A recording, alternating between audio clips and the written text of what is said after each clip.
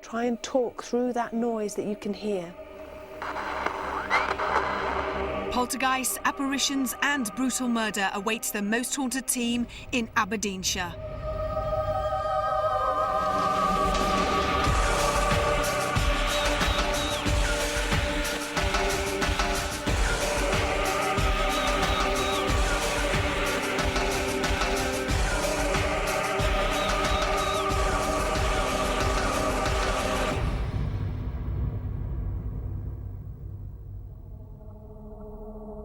Hello and welcome to Most Haunted.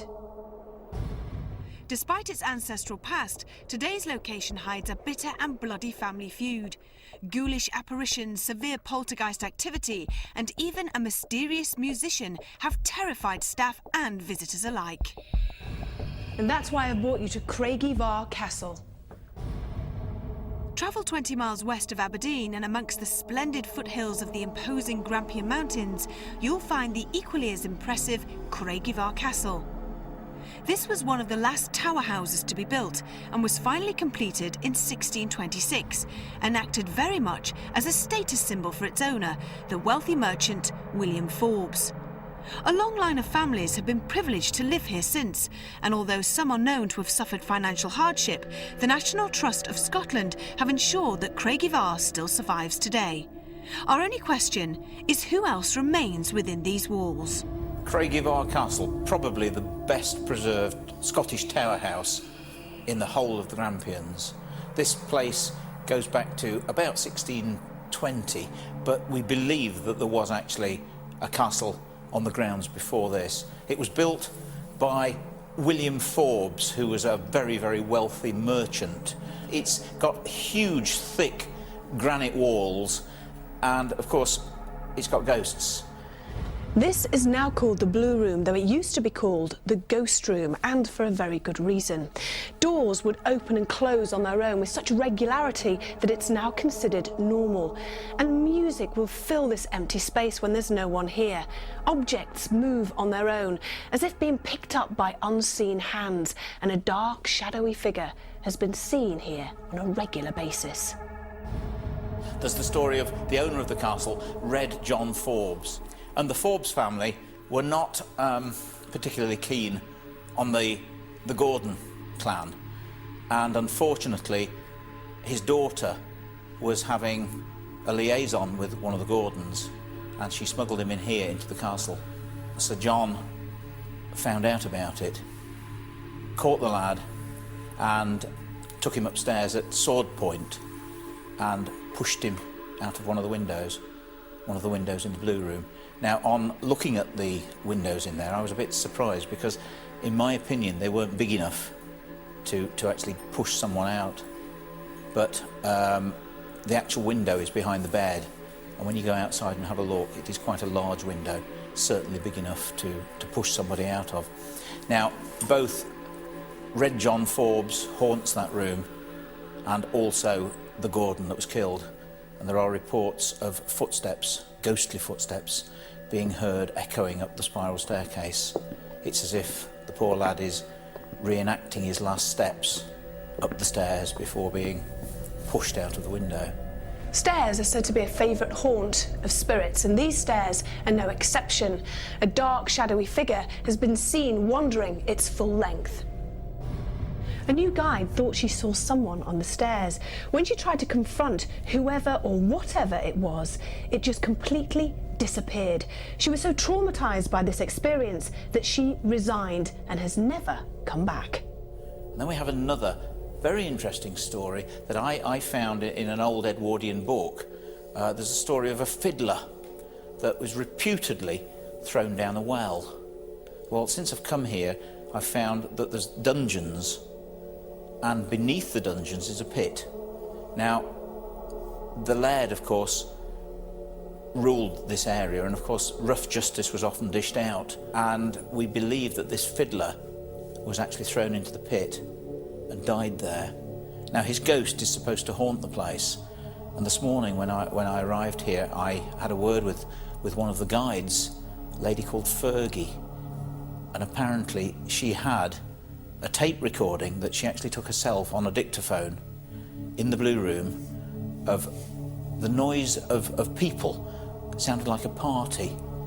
And in the background, would you believe, there was distinct fiddle music being played.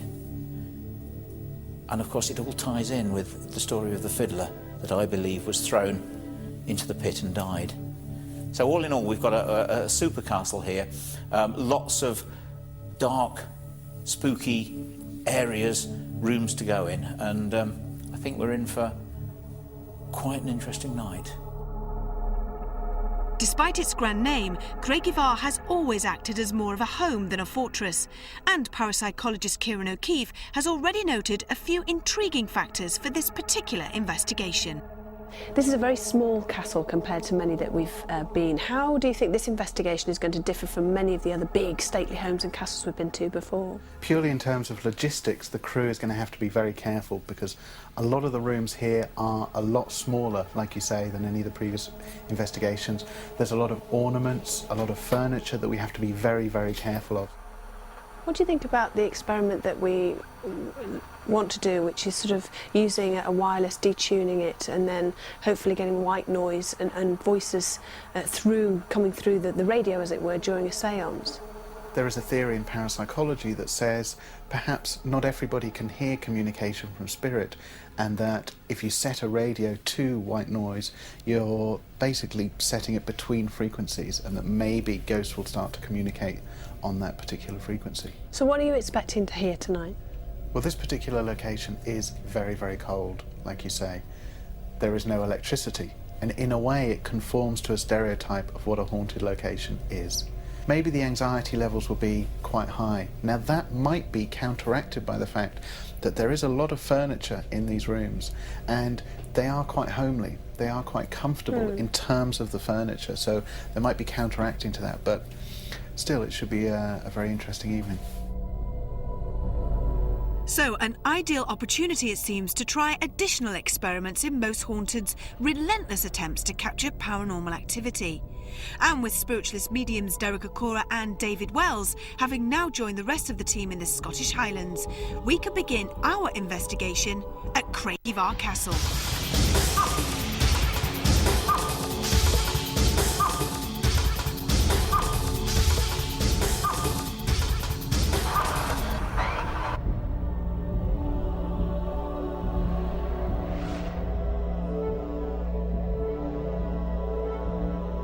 As much as, I'm asking you, can we come in here? Just as we entered this atmosphere here, up on this level, I've got a feeling of revulsion.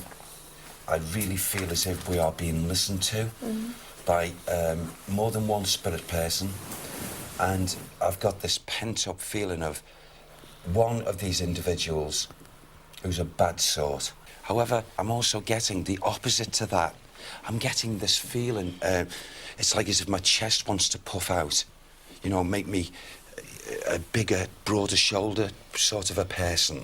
The only way I can describe it, if I stand back in these energies here, I would say, it's like as if I'm looking at this and it's like his chest is all white and he's got the very large, like, red cross that is emblazoned in front, and he comes here as well, for some reason, and it's like he's big man, this, but not a bad spirit, a person that was a just man. He thought he was a just man. Who's that? Richard, go on.